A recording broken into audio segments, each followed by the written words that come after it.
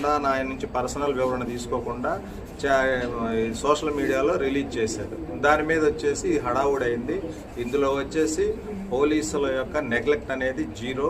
ఆ అమ్మాయి వచ్చేసి కేవలం పెళ్లి చేయమనింది, కేసు వద్దనింది.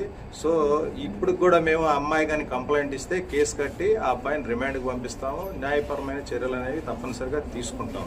ఇది జరిగింది. అంతేగాని పోలీసులు చర్య తీసుకోలేదు. పైగా వాయిస్ మెసేజ్ అనేది అది ఈ అమ్మాయి ఇచ్చింది కాదు, ఈ అమ్మాయి ఫ్రెండ్ ఎవరో ఒక అమ్మాయి ఇచ్చింది. ఆ అమ్మాయి పేరేంటన్నది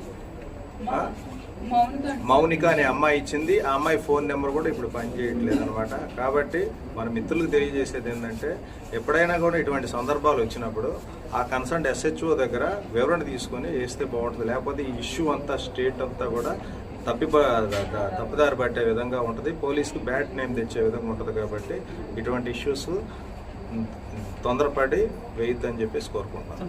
అమ్మాయి ఆత్మహత్య చేసుకుంది, చట్ట ప్రకారం అమ్మాయి మీద కూడా కేసు కడతారా? అమ్మాయి ఆత్మహత్య చేసుకోవడానికి పాయిజన్ కాదండి, హెయిర్ రిమూవర్. అమ్మాయి బాధతో జస్ట్ అది మానవతా దృక్పథంతో నేను